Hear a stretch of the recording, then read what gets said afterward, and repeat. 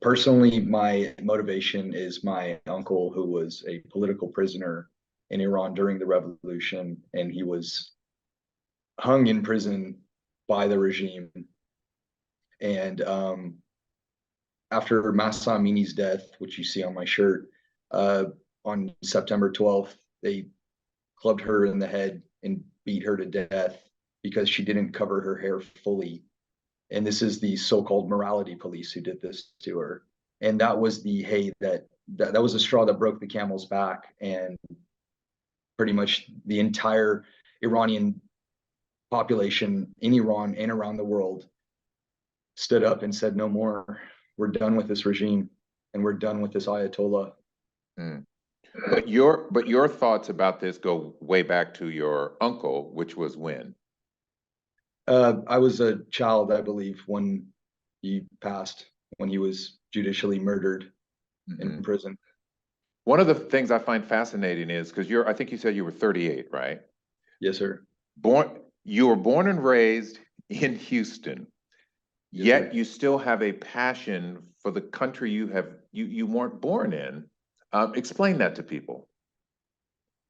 I believe it's the Iranian culture. We have like a 10,000-year history, and I was raised by Persian parents who were immigrants, and I stayed very close with the language, the culture, the food, uh, the poetry, the history. It's enticing, it's engulfing, and it's captivating. I fell in love with it. I learned the language. I learned how to read and write. And something about it draws you as a person to there. And as an American, I have enjoyed being a free person my entire life and enjoyed all the freedoms that this country gives to us. And I go back every year and see my cousins not having any of those freedoms and living completely oppressed. And the older you get, it starts changing the way you think and the way you live. And it brings me back to a comment that I heard from Dr. Martin Luther King. We're not free until we're all free.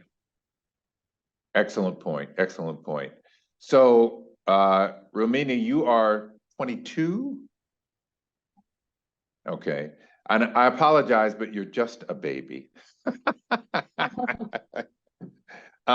So Revolution for the babies. yeah. So you came to this country, I believe you said 10 years ago, right? Correct. So explain, you were 12 when you left Iran. So why is it that you, now an American, still protest your native country? Well, to me, regardless of where I live, Iran is always home, and Iran is our mother. And all the Iranians inside of Iran are basically our brothers and sisters. And I just can't sit there and watch my brothers and sisters get raped, tortured, murdered, and just sit there. I find it my duty to do something about it. And I actually, when I think about it, I feel ashamed that I'm not there to fight with them. I feel guilty that I'm living here, enjoying this freedom. And I just think that it's my duty to stand up for them and be their voice, because that's home and those are my brothers and sisters. Do you hope at some point, I mean, this was 1979 that the Islamic Revolution took place. That's a long time ago. Do you really have any hope that that government will be overthrown? Absolutely. Absolutely. I have no doubt. Why do you feel that? Because every oppressing regime must go, and it's time for them to go. The world has become aware of what they're doing now. Our people, they're not going to back down anymore. If this revolution goes down, thousands and thousands of Iranians are going to be killed. They're going to be murdered. And also, this is a Gen Z movement. Over about 2/3 of Iran's population currently is under the age of 30.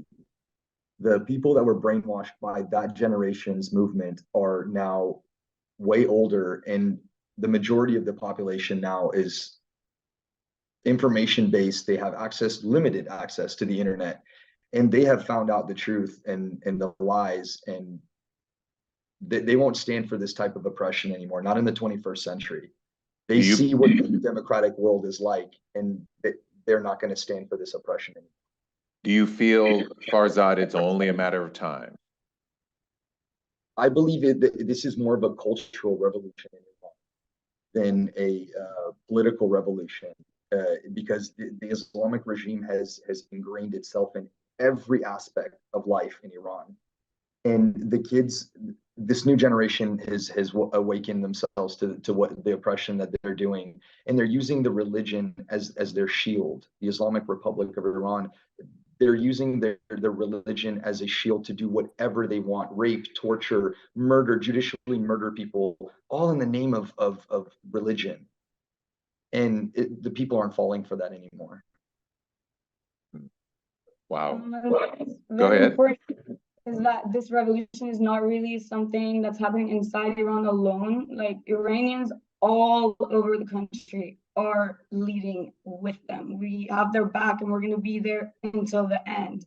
So it's not that they're only alone from inside trying to get something done, as well as the fact that there is really nothing to live for in Iran, and people, teenagers, like, they know there is no future. Like, we've watched videos of them before going to protests. They say it's either freedom or we die. So there is no winning, even if they die, they're free. So there's nowhere to go except win, even when you die. So I don't think this fire is going to be put out any way other than this regime's fall.